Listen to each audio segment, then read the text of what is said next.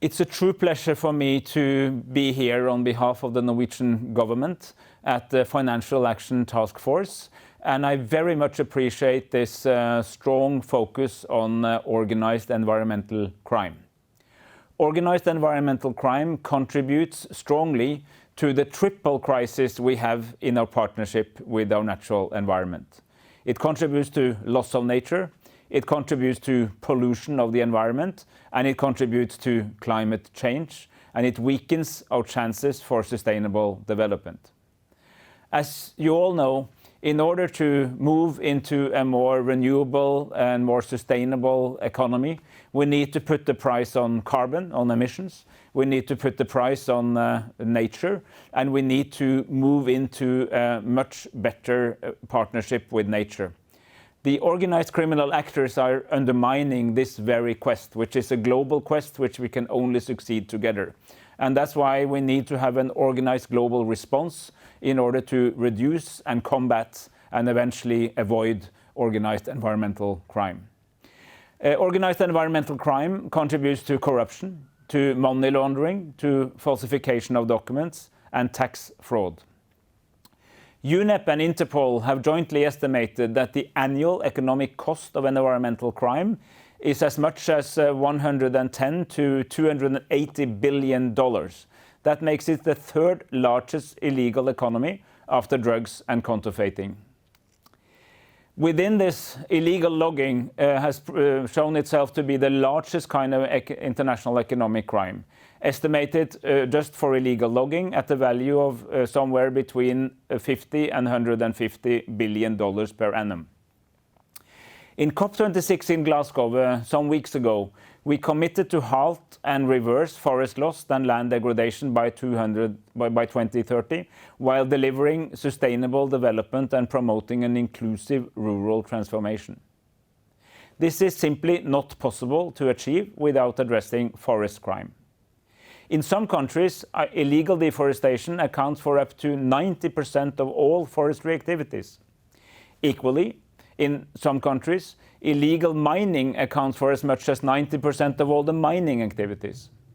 Both forest crime and illegal mining frequently takes place in biodiversity and carbon hotspots, such as protected areas and indigenous territories, and hence strongly ignoring the rights of indigenous peoples, which was also a key topic in Glasgow. Hence, we need to address environmental crime from multiple angles. We need to address money laundering as an important element in tackling economic crime. We need to follow the money and stop the illicit financial flows derived from environmental crime. We need to follow the value chain of tracking and certification.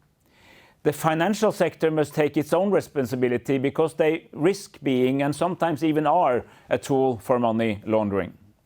We need to support multilateral institutions and international organizations who are focusing on financial crimes, and we need to work across silos and across organizations. We need to deprive proceeds of crime from the criminals. This is where tackling money laundering is so vital. We need to increase the use of readily available technology and sharing of digital information, and here we've seen massive technological progress that can be used for this purpose, such as the satellite images of the tropics that Norway provides for free. The drivers must be made accountable. The demands for natural resources often come without the developed part, come from the developed part of the world.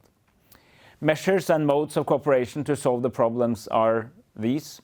Across public sectors, police, customs, tax authorities, environmental authorities have to work together. Between countries, the crossing of borders is a multilateral issue. We need better information sharing. We need to strengthen and look into the institutions where money laundering can occur, the banks, the tax havens. We need to enhance cooperation between the public and private sector, such as industry, commerce and research institutions. And again, we need to enhance the cooperation between multilateral institutions and international organizations such as Interpol, Europol, UNODC, UN-RED, the World Bank and the World Customs Organization. The inclusion of civil society can be vital here, as in all other aspects, in the fight against environmental crime, including NGOs, indigenous peoples, researchers, journalists, and activists. More often than not, these are the people who first tell us about what they see, and as we also very well know, these people also tend to be in the forefront of those who are attacked by the organized crime actors. I wish you a truly fruitful conference. I'm very happy to be part of this, and I would strongly urge you to really focus on collaboration, cooperation, use of technology, and to think holistically on how to deal with this massive problem, without which we will not be able to save the world.